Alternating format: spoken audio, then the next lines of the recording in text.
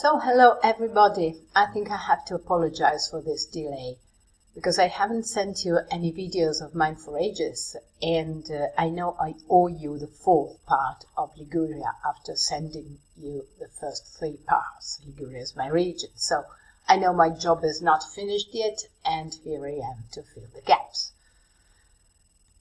So this video is, so let me switch to the next slide, okay, is about the east coast of Liguria, starting from Genova and going towards Tuscany clockwise. And the first relevant place we can find is Portofino.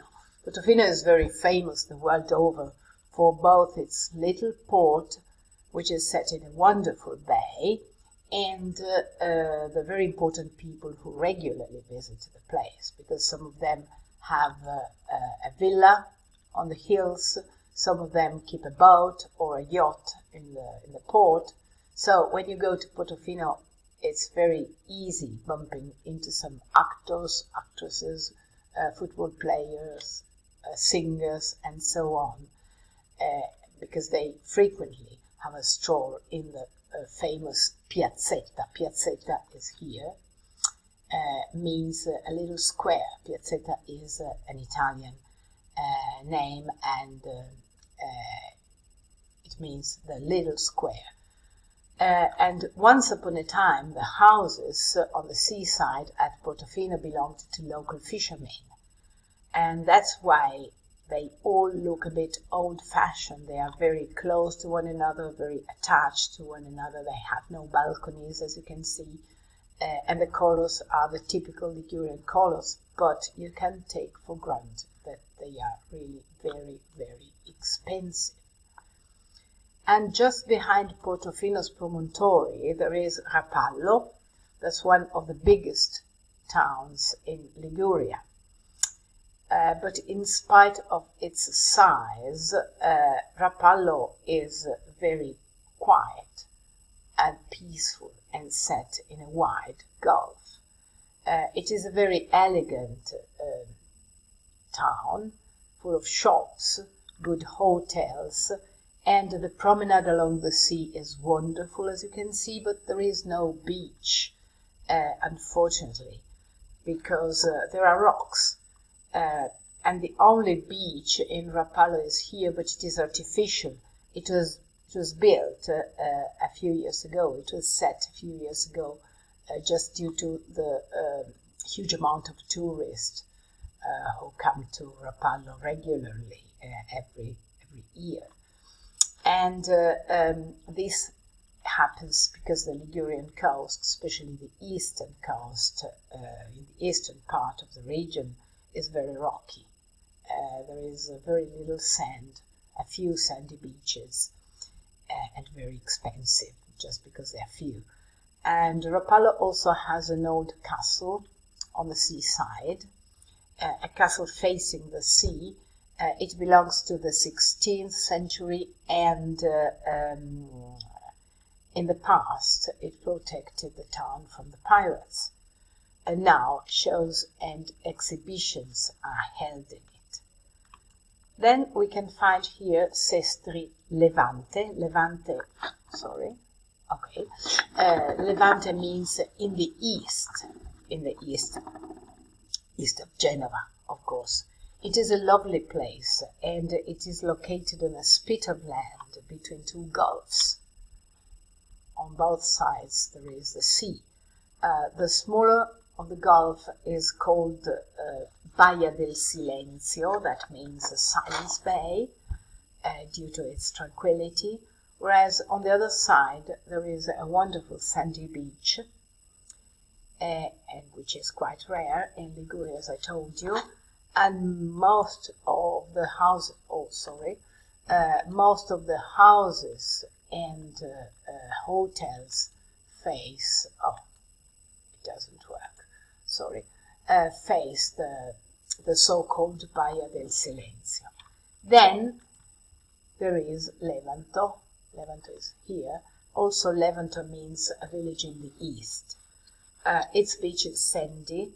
It is quite long, as you can see, but it is curved because the Ligurian coast is very indented. And so we don't have straight beaches, but all gulfs. And the most important thing to see in Levanto is its church. It is St. Andrew's Church with a very high bell tower. The bell tower is much higher than the church, and it dominates the village.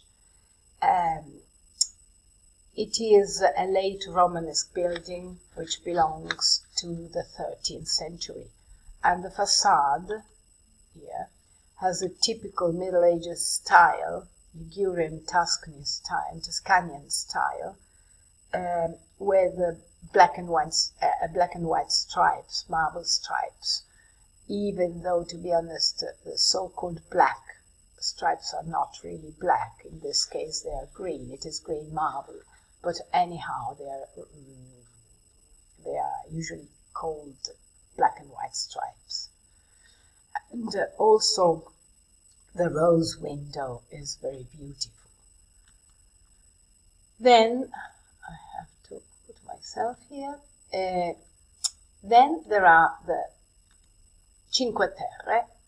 Cinque Terre, there wouldn't be any need to speak about Cinque Terre because I know most of you already know them. You spoke about them in one of your meetings, and some of you also visited Cinque Terre. Anyhow, just out of completeness, it is worth spending some words on Cinque Terre. There are 5 cozy villages, very, very pretty villages facing the sea and connected to one another by a very panoramic lane, the so-called in Italian Via dell'Amore, Love's Way, the Love's Road. It is a path. But due to heavy rains we had in the past, some years ago, part of the lane collapsed and the route was closed to tourists, also because an Australian tourist died, an Australian woman died in that occasion. And it was closed for some years due to maintenance. And but now it is open again. You have to pay a few euros to walk through Via dell'Amore, and if you want to visit on foot all the villages, it takes one day. It is a one-day walk.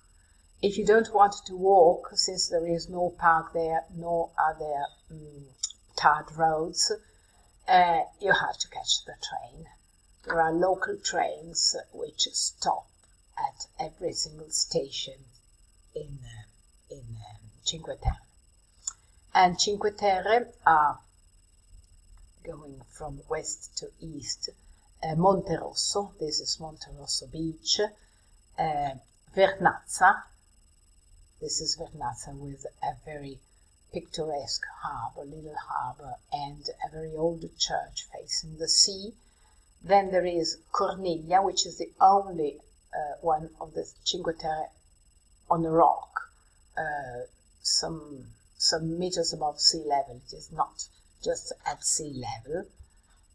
Then there is Manarola with the houses with the typical Ligurian colors, very light and light green, yellow, pink, and white. And the last is Monte Rosso. I have to put myself here to make you see it better. Okay. And then, last but not least, there is my favorite place. Is this one, Porto Venere. Porto Venere means Venus port, the port of Venus. Venus was the goddess of beauty. And the place is really lovely, as you can see. But the most beautiful and interesting thing that I like very much in Porto Venere is its church. It is St. Peter's Church, a very old monument on a headland facing the sea. Once upon a time, it was a pagan temple. Then it was turned into a monastery with a church, and of course during the Middle Ages, and the style is partly Gothic and partly Romanesque, with black and white stripes, marble stripes, but the church, it was surrounded by a wall just to protect from pirate invasions, and it had to cope with a lot of reconstructions during the centuries. So I think I have finished this little talk of mine, and I thank you for watching. I hope to see you soon, and bye bye. See you on the flip side. Bye bye.